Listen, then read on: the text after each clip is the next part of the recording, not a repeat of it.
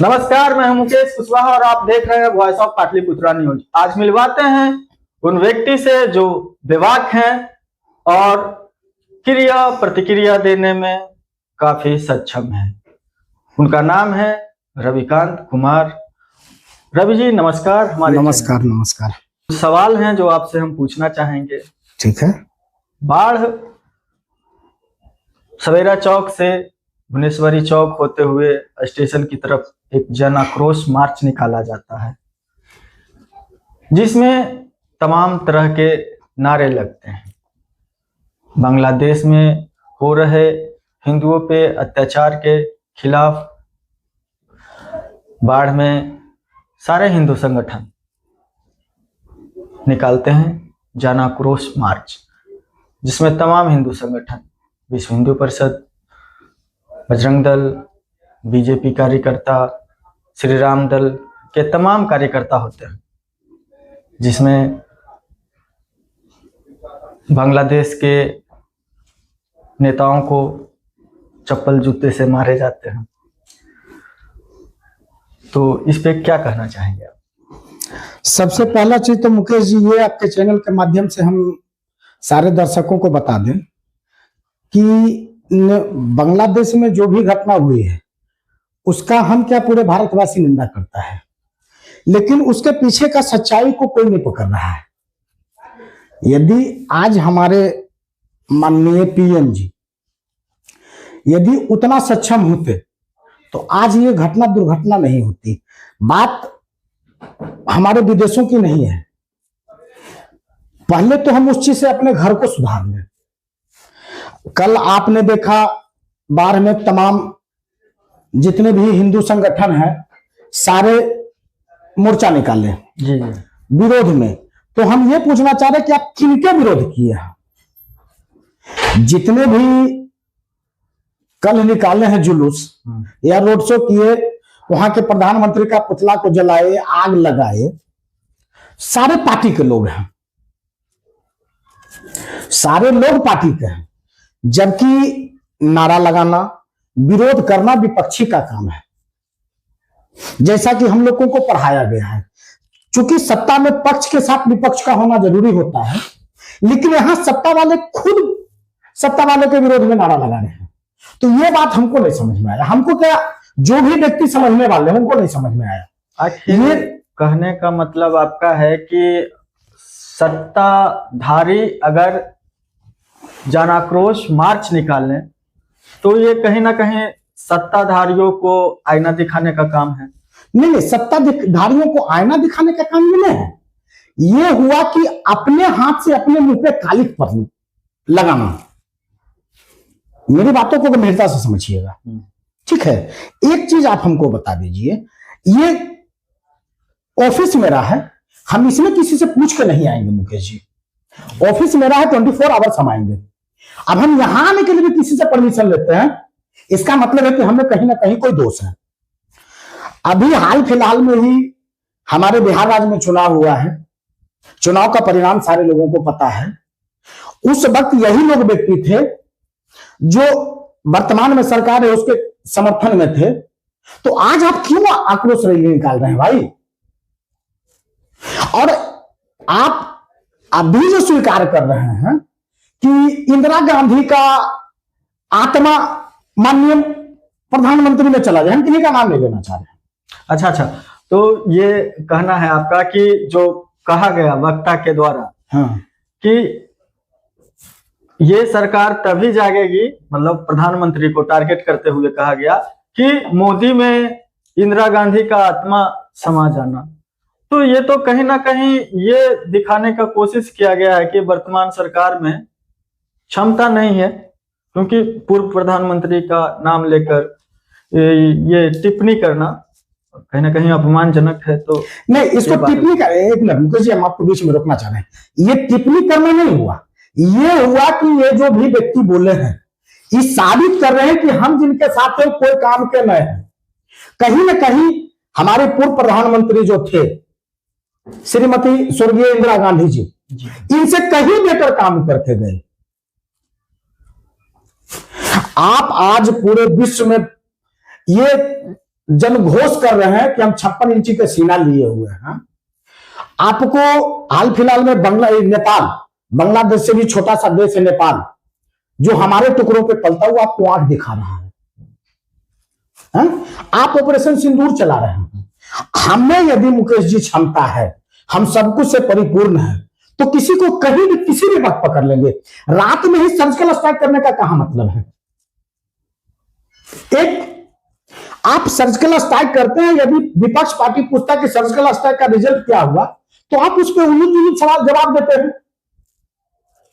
अभी हाल फिलहाल में ही आप सुन रहे हैं, अभी भारत में चल रहा है, कोई बीजेपी का नेता था जिसको रेप केस में उसको बरी कर दिया गया है, बेल पे छोड़ दिया गया है। एक तरफ तो आप चलाते हैं कि बेटी बचाओ बेटी पढ़ाओ, दूसरे तरफ आप बोल रहे हैं कि हिंदू राष्ट्र बनना चाहिए। पहले आप एक छोटा सा अनुमंडल बाहर है, अब कल परसों रामनवमी होने वाला है। आप जब रामनवमी में 3 पार्टी मिलकर बना रहे हैं, बाहर में शायद 2 पार्टी मिलकर रामनवमी को बनाता है, पहले आप खुद तो एक पार्टी हो जाइए। पहले तो मुकेश जी आप एक पार्टी होकर रामनवमी बनाइए। आप बजरंग दल अलग बना रहा है, श्री राम दल अलग बना रहा है, पता नहीं विश्व हिंदू परिषद भी मनाता है कि नहीं, भगवान मालिक, लेकिन दोनों तो हम लोग देख रहे हैं। तो आप किस हिंदू राष्ट्र की बात कर रहे हैं? मान्यवर हमको बताइएगा ना। यदि आज हमको किसी व्यक्तिगत एक व्यक्ति से झगड़ा हो जाए, तो वहां उनके कास्ट के जितने भी लोग हैं वो तुरंत उठ के चलाएंगे, मेरा गलती रहे अन्यथा ना रहे। उस वक्त उनको जात दिखेगा, जमात दिखेगा, समाज दिखेगा, उस वक्त हिंदू नहीं आएगा। वो जानने का प्रयास नहीं करेंगे कि हाँ गलती किसका था। तो कहीं ना कहीं आपका कहने का अर्थ ये हुआ कि संत शिरोमणि रविदास जी का जो कथन है, जातु न पूछो साधु का पूछ लीजो ज्ञान, ये गलत है? एकदम बिल्कुल सही है। हमको एक चीज बता दीजिए मुकेश जी, बाढ़ में तमाम फेस्टिवल मनाया जाता है, खूब हर्षोल्लास के साथ मनाया जाता है, हम भी कहीं ना कहीं उसमें शरीक होते हैं। लेकिन क्या कभी कोई भी दल बाढ़ में एक भी ऐसा संस्था चलाया है कि ग्रामीण से चंदा करके, अनुमंडल स्तर पर चंदा करके कभी भी सामूहिक शादी का कार्यक्रम रखा हो? एक भी व्यक्ति का जब से हम होश संभाले हैं ऐसा कभी नहीं देखे। हाँ, चंदा करके लोग रामनवमी करेंगे, खूब भव्य यात्रा करेंगे। आप रामनवमी के खिलाफ हम नहीं है, रामनवमी भी आप कीजिए, लेकिन उसी दिन 11 एक बार शुरुआत 5 बेटी के शादी से कीजिए ना। पूरे 12 अनुमंडल में 5 गो ऐसे गरीब घर का चुनाव आप कीजिए, जो बाप अपनी बेटी को शादी करने में सक्षम है, कोई लड़का होनहार है, पढ़ने में सक्षम है, क्या कोई कमिटी उसके लिए आगे आया है?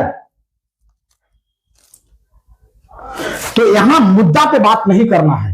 कल भी जितना स्टूडेंट को लेकर 4-5 वो जो दल वाले थे, जो स्टूडेंट को लेकर के आप रोड पे तमाम तरह के उग्रवादी हरकत कर रहे थे, यदि किसी कारणवश कोई किसी यात्री को कोई तरह का नुकसान होता, FIR होता, वो स्टूडेंट का क्या होता?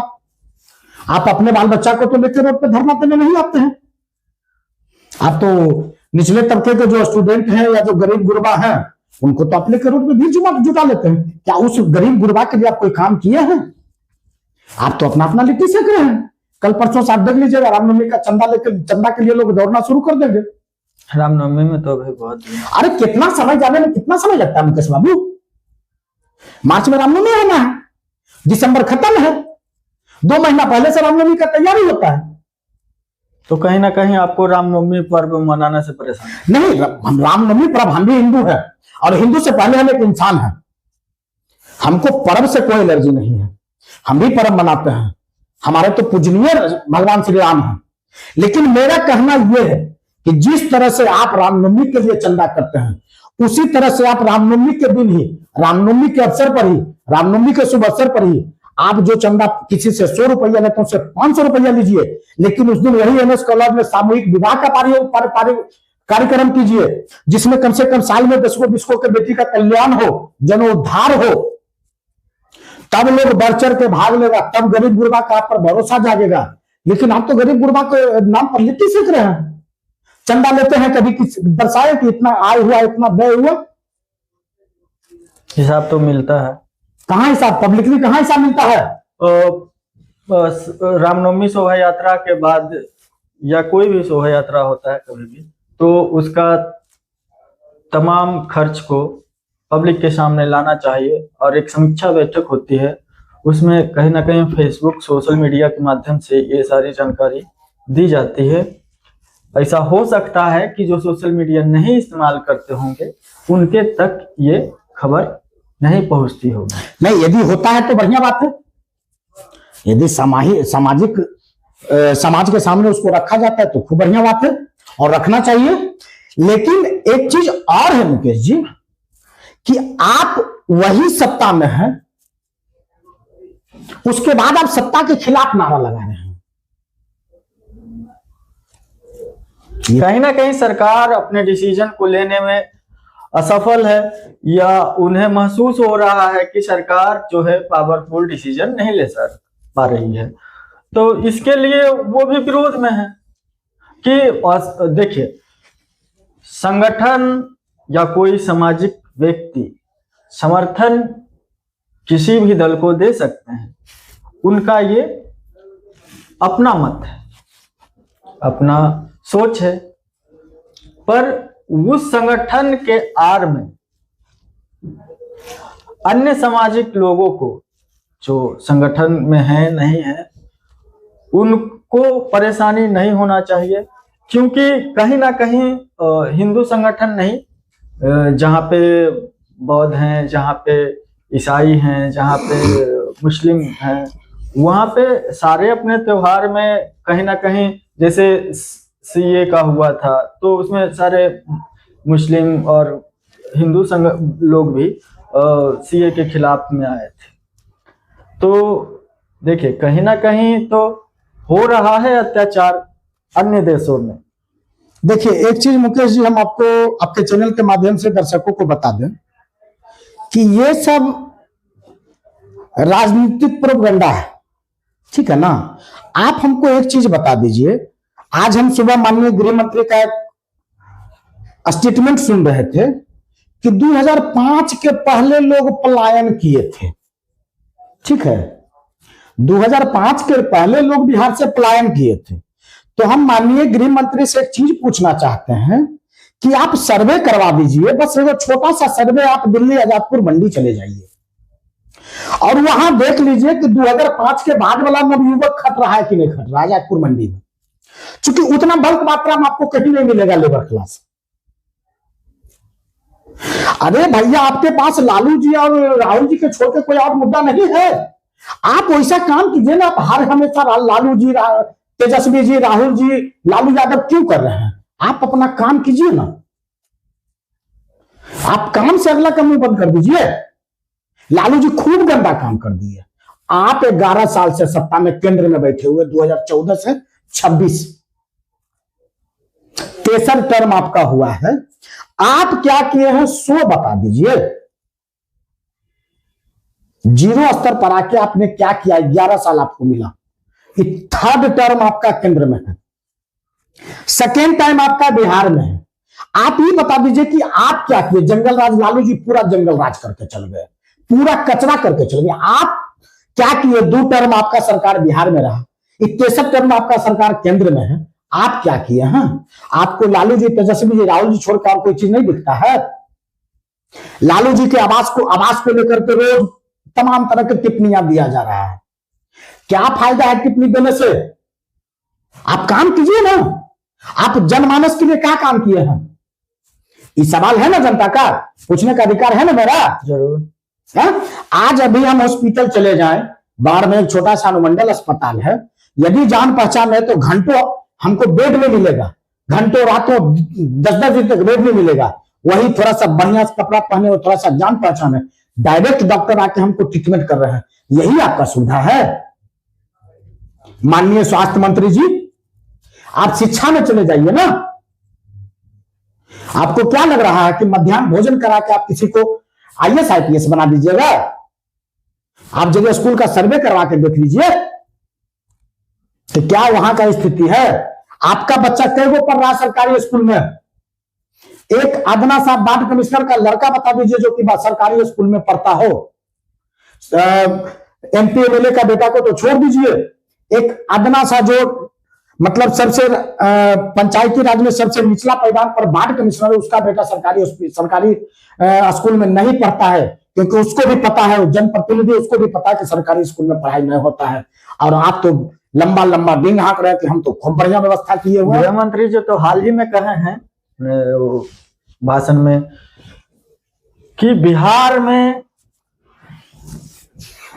केजी से लेकर पीजी तक का पढ़ाई फ्री ऑफ कॉस्ट होगा। हाँ, कल से लागू है, देखे नहीं है? नहीं देखे हैं? अरे रोज तो सोशल मीडिया पर टीचर का इंटरव्यू आता है, जिसको जनवरी का स्पेलिंग लिखने नहीं आता है, माननीय गृह मंत्री जी और माननीय हमारे शिक्षा मंत्री, नहीं दिखता है।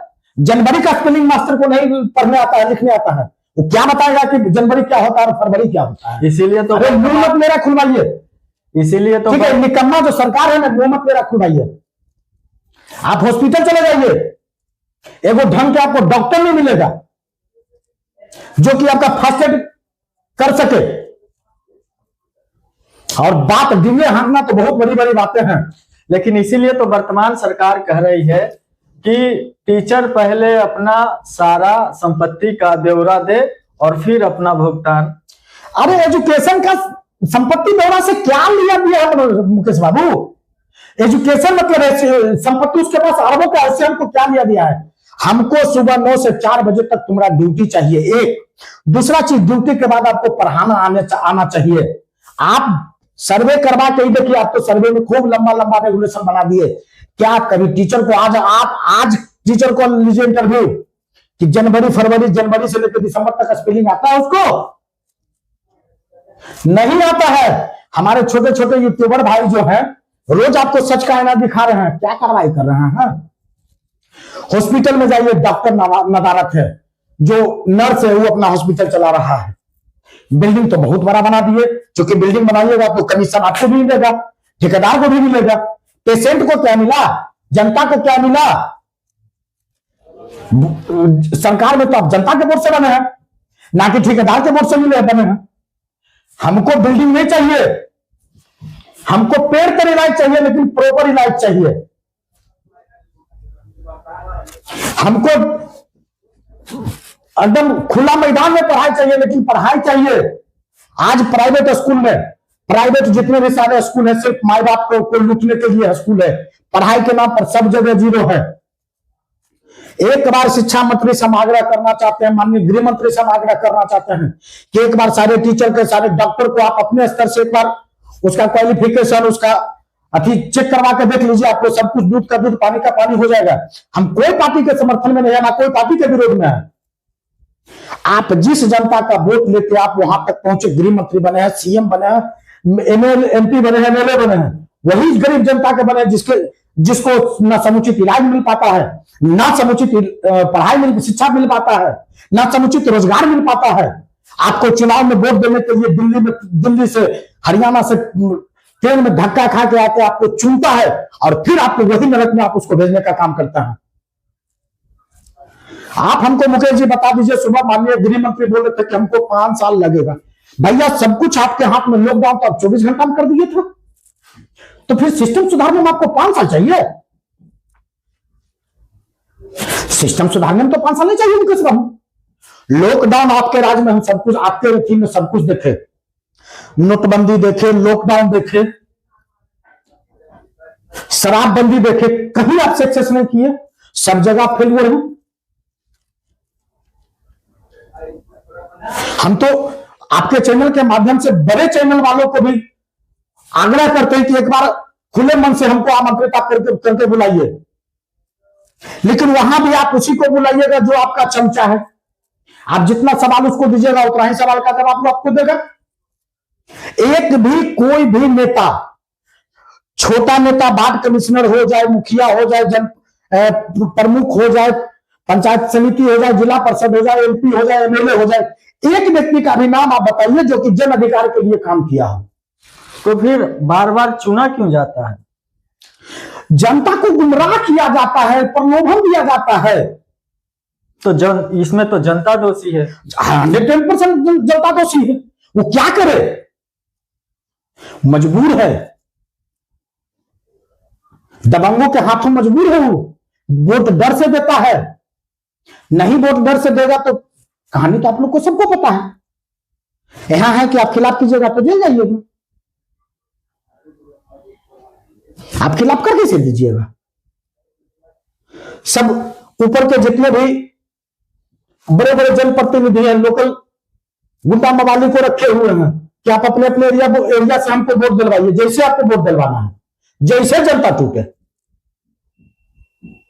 क्या विकास होगा, गरीब तो गरीब ठहरा। आखिर संविधान तो आजादी देती है कि अपने बातों को रख सकते हैं, माध्यम जो भी हो। बहुत बढ़िया सवाल किए मुकेश जी आप। संविधान, आप हमको एगो चीज बता दीजिए, संविधान का कितना पालन हो रहा है? सभी जगह तो संविधान का कहां पालन हो रहा है? न्यायालय है ना, प्रशासन है ना, जनप्रतिनिधि है। वही चीज तो हम आपसे जानना चाह रहे हैं। जब जनप्रतिनिधि है तो रेपिस्ट आज बेल पर बाहर कैसे? रेपिस्ट है तो आप जेल से बाहर कैसे है? आज आप देख रहे हैं सोशल मीडिया पर, रोज देखिए, रोज हंगामा हो रहा है। अरे अब तो धारणा देने के लिए नहीं दिया जा रहा है। तो जिसके साथ जो घटना होती है वो अपने बयान से बदल जाते हैं। उसके बाप को मरवा दिया, उसके बाप को मरवा दिया गया है। वकील जो उसका केस लगा उसको मरवा दिया गया है। क्यों नहीं मुकरेगा? क्यों नहीं मुकरेगा? आप पता कर लीजिए, उसके बाप को मरवा दिया गया है, उसके वकील को मरवा दिया गया है। आप सोशल मीडिया, आप तो पत्रकार हैं भैया, जान का डर तो सबको। हाँ, पत्रकार हैं इसलिए सच को दिखाते हैं। नहीं, सच को जिस दिन मुकेश जी देखिए, पत्रकार है नहीं, पत्रकारिता का हमें लाइसेंस नहीं है, पर एक माध्यम चुना है हमने, भारत में है और भारत का संविधान कहता है कि अपने बात को रखने के लिए, लोगों तक को पहुंचाने के लिए बिना मर्यादा तोड़े आप स्वतंत्र हैं। तो हम स्वतंत्र होने का फायदा कहिए या फिर कहिए लोगों तक पहुंचाने में सहयोग कर रहे हैं। लेकिन इस चीज पर आप कितना दिन कायम रहिएगा, मुद्दा यह है। आप बहुत बढ़िया सवाल किए मुकेश जी, लेकिन आप इस बातों पर कितना दिन कायम रहिएगा, मेन मुद्दा यह है। वॉइस ऑफ पाटलिपुत्रा जब तक रहेगा तब तक ये मुकेश कायम रहेगा, क्योंकि बाढ़ में जितने चैनल चल रहे हैं सोशल मीडिया पे, पहला चैनल वॉइस ऑफ पाटलिपुत्रा ही है जो अरावली पे हो रहे अत्याचार के लिए भी आवाज उठाए हैं, और हस्तदेव में हो रहे जो वन जीवों वन संरक्षण के खिलाफ हो रहे अत्याचारों के खिलाफ भी आवाज उठाए। तो आवाज उठाते रहेंगे, मेरा चैनल रहे या ना रहे, आवाज तो उठाना। देखिए एक चीज मुकेश जी हम आपको बता देते हैं, अरावली का मैटर हो गया या बड़े बड़े फैक्ट्री का मैटर हो गया, उससे गरीब गुरबा को कोई मतलब नहीं। गरीब गुरबों का मतलब है सुबह से लेकर शाम तक वो अपने घर पे काम करे, रात में वो अपने बीवी बच्चों के साथ रहे।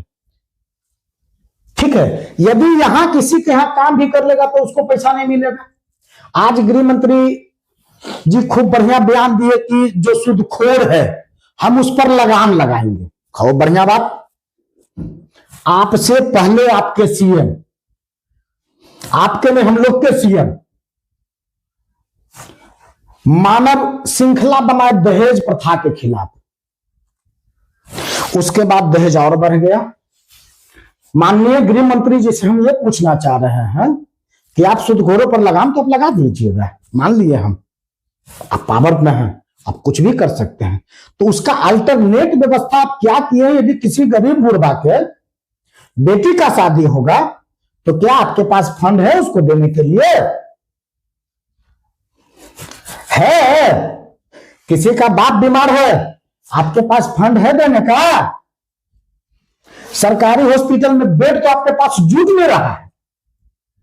अरे वादा करने से कुछ नहीं होता गृह मंत्री जी, वादा निभाने से होता है। और आप वादा निभाइए, कहिए 10 और कीजिए 5।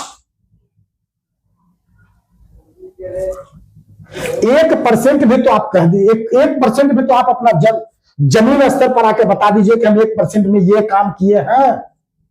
इससे पहले भी आप पंचायती राज में रहे, तमाम मुखिया का मर्डर हुआ, क्या किए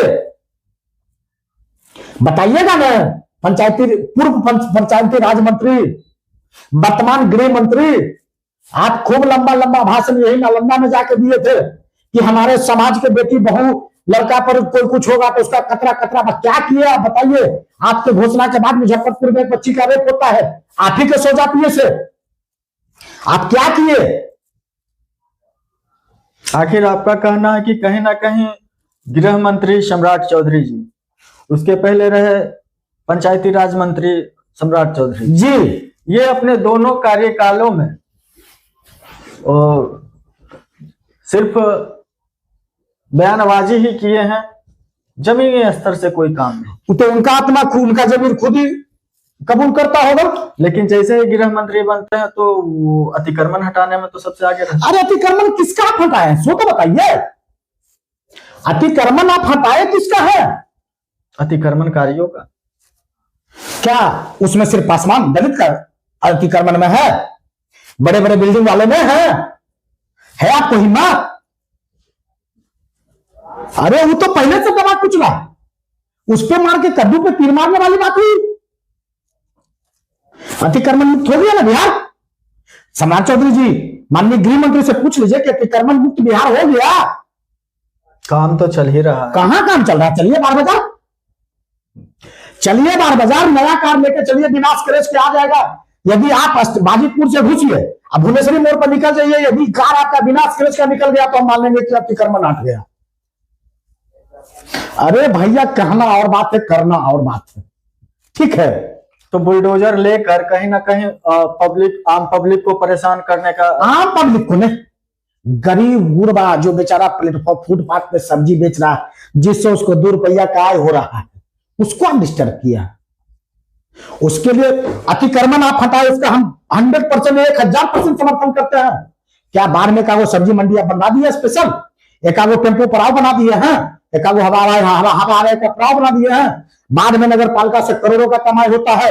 नगर पालिका बाढ़ के लिए क्या किया है? क्या सम्राट चौधरी कभी जानने का प्रयास किए? हमारे गृह मंत्री, आप बता दीजिए कि बाढ़ में नगर पालिका क्या किया है? एक भी कोई जन कल्याण काम बता दीजिए हमको, एक जन कल्याण काम बता दीजिए। बाढ़ में नाला का निर्माण हो रहा है। अरे नाला से काहे का जन कल्याण भैया? खेल मैदान का। कहां खेल मैदान? नगर पालिका का बोर्ड लगा हुआ है, उस पे नगर पालिका का बोर्ड लगा हुआ, नगर पालिका के सौजन से बना है। नगर पालिका के सौजन से एगो बस पड़ाव है, एगो यात्री ठहराव विश्राम घर है, एगो पियाओ जल पानी है परमानेंट। वाह रे वाह, अभी तुरंत तो आप भाई सो पाटलिपुत्रा का बड़का बड़का दुआई दे रहे थे। क्या है नगर पालिका का, क्या सुविधा है? नगर पालिका में शेड पड़ाव है, यात्री शेड पड़ाव चालू अवस्था में है। चालू अवस्था में कहां पे है? आप कांग्रेस मैदान के पास, काजी चौक के पास। कहां, क्या चीज लगा हुआ है वहां? SBI। क्या चीज लगा हुआ है, बताते दीजिए हमको। यात्री विश्राम। क्या है वहां व्यवस्था? क्या है व्यवस्था? एक शेड है, टूटा हुआ कुर्सी, टूटा हुआ कुर्सी, सलामत है। नहीं टूटा हुआ कुर्सी, एक बोतल पानी वहां रखा हुआ है। आपके नगर पालिका में ब्लीचिंग पाउडर का छिड़काव पर डे हो रहा है। चलिएगा मेरे साथ भ्रमण पे, हम आपको दिखा दें नगर पालिका का स्थिति। जब 26 जनवरी 15 अगस्त आती है तो पूरा बाढ़ जगमगा उठता है। आप तो वही वाला बात किए ना मुकेश बाबू, तो वही वाला बात कर दिए। तो सिर्फ तो सवाल है ना, बेतुका सवाल नहीं है, क्योंकि आप वार्ड नगर पालिका को अच्छी तरह से जान रहे हैं, तो कमियां आप बताएंगे। कमियां तो मैं आपको बता ही रहा हूं। आए दिन रोज फलना टैक्स लिया जा रहा है। आज आप घर बनाइए, सब कागज पत्र आपका रेडी है, सिर्फ नक्शा नहीं पास है। नक्शा नहीं आपका नगर पालिका में पास है, आप घर बनाइएगा 75 को उसका चमचा जाएगा घर रोकने के लिए। यदि लीगल में आप जाइएगा नक्शा बनवाने के लिए तो पता नहीं 6 महीना बाद बनेगा, लेकिन उसका एगो चमचा जाएगा 2000 रुपया उसके पॉकेट में दे दीजिए, तुरंत आप 6 मंजिला बिल्डिंग बना लीजिएगा। ये तो आपका व्यवस्था है। उसे चमचा नहीं अधिकारी कहते हैं। अधिकारी का है क्या अधिकारी? वैसे अधिकारी को जूता खोल के नहीं मारेंगे। अधिकारी है, अधिकारी होता है 2000 रुपया लेकर घर बना देगा ताकि सब लीगल हो जाएगा। अरे तो बोले नगर पालिका का अधिकारी की नहीं 2000 रुपया लेकर नक्शा पास कर देता है और लीगल प्रोसेस में जाएगा तो 6 महीना में नक्शा पास नहीं करेगा। लेक्चर तो लंबा लंबा देख के लोग दे देता है, माइक पर आके सस्ता माइक लगता है, बोला के लंबा लंबा फलना किया ढिलका के किया क्या, सो बताओ जनमानस के लिए क्या क्या है। बाहर में 5 6 कॉलेज, तुम क्या किए कॉलेज के स्टूडेंट के लिए? नगर पालिका बता दे ना, साल में करोड़ों का बोली लगता है नगर पालिका में, टेंडर का हवा हवाई के लिए क्या व्यवस्था किया नगर पालिका? बता दे क्या जगह 2 कट्ठा का फील्ड दिया है हवा हवाई का पड़ाव, एक आगे बस स्टैंड है रेती जमीन पर, नगर पालिका की जमीन पर। आखिर नगर पालिका का टैक्स लेगा, नगर पालिका गाड़ी लगेगा, रोड पर डिस्टर्ब होगा आम जनता। बस सबको अपना पॉकेट चाहिए। हमारे चेयरमैन हो, हमारे नगर परिषद के उच्च अधिकारी, उनको बस अपना चेयर चाहिए, पॉकेट में पॉकेट भरना चाहिए। कहां है बस स्टैंड? कहां है नगर पालिका का अपना जमीन है तो दिखाइए। कचहरी जाइए, कचहरी घंटों जाम रहता है, आप इमरजेंसी में एम्बुलेंस लेकर नहीं जाइएगा, इतना बस वहां घूमता है। महाराज बात करते हैं विकास का और नाम धर दिए विकास पुरुष। अरे ये सब जनता को बुर्बक बनाने का है और ये लोग अपना लिट्टी सेकने का काम करता है सोशल मीडिया पर आके। आए हम फलना के जूता चप्पल के मतलब नेवारी के बाहर जूता चप्पल मारने से आक्रोश होता है। आप अपने सरकार का विरोध कीजिए जिसको आप चुन के भेजे हैं। आप पहले अपने आप में आत्मीयता लाइए और तब जाकर जनमानस कल्याण होगा। जब तक हम नहीं समझे कि आप मुकेश हैं, आप नहीं समझिएगा कि वो है, तब तक कोई हिंदू राष्ट्र नहीं होने जा रहा है, कोई कुछ नहीं होने जा रहा है। बस जैसे चल रहा है उसे चलते रहेगा। जो दबा कुचला दबा कुचला ही रहेगा, दादा जितना चाहे जो कर ले। जमीनी स्तर पर किसी का कोई जन कल्याण नहीं होने जा रहा है। हम तो आपके चैनल के माध्यम से डायरेक्ट गृह मंत्री से आग्रह करते हैं और चुनौती देते हैं कि आपका प्रशासन व्यवस्था क्या है। आप मद्य निषेध में 7 गो गाड़ी रखे हुए हैं। जब आप पूर्ण रूप में दारू बंद किए हो तो फिर 7 गाड़ी का टीम चलाने का क्या जरूरत आपको पड़ गया जी? जब आपके यहां दारुए बंद है तो आप रोड पे बोर्ड लगाए हुए शराब पीकर गाड़ी ना चलाएं। क्यों? बिहार में तो शराब बैन है, तो फिर इस तरह का बोर्ड क्यों? मद्य निषेध में 7 गाड़ी का टीम क्यों? थाना में 2 गाड़ी में, मद्य निषेध में 7 गाड़ी का टीम एक साथ चलता है, जैसे किसी नेता का रैली चल रहा है? उसमें भी अपना रिव्यू के लिए बस शाम में पकड़े, सुबह कोर्ट से रिलीज। क्या सिस्टम है भाई? कैदी को पकड़ने के लिए आपके पास, मुजरिम को पकड़ने के लिए आपके पास गाड़ी नहीं है, लेकिन मद्य निषेध में 7 गाड़ी का टीम भेजते हैं आप। वाह गृह मंत्री जी, आप तो, आपको सेकंड योगी जी का अपने आप से ले लिया मान्यता कि हम सेकंड योगी हैं। क्या खाक का योगी हैं? बताइएगा ना।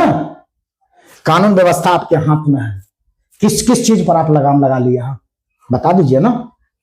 कि सेकंड टाइम आप मंत्री बने, इससे पहले पंचायती राज मंत्री बने, उस वक्त इतना मुखिया का मर्डर हुआ कि आप संभाल नहीं पाए। इन्हीं के रीजन में जिस वक्त पंचायती राज मंत्री थे उसी वक्त सारा मुखिया का मर्डर हुआ था, आपको भी पता है। उन्हीं के समाज का मर्डर हुआ था। नीरज, पटना दानापुर के नीरज जी थे, उनका मर्डर हुआ। कहां कौन चीज कर लिए? अरे बस अपना लिट्टी सेकते रहिए बैठ के, जनता को बेवकूफ बनाते रहिए। 2 गो 4 गो 10 गो आपके अलग अलग वाला जो चमचा है उसको आप राजा वाला कहानी है, आप उसका काम खुश कीजिएगा, वो आपका काम खुश करेगा। चलिए लंबा हो जाएगा वीडियो। तो आप अभी तक सुन रहे थे रविकांत कुमार को, जो देख रहे थे कि सारे सवाल जवाब का बेबाकी से उत्तर दे रहे थे। हम लाएंगे ऐसे ही लोगों को, ऐसे ही सच्चाई निकाल के। आप देखते रहिए वॉइस ऑफ पाटलिपुत्रा न्यूज। आपको अच्छा लगे तो शेयर, कमेंट, लाइक कर सकते हैं। तब तक के लिए धन्यवाद।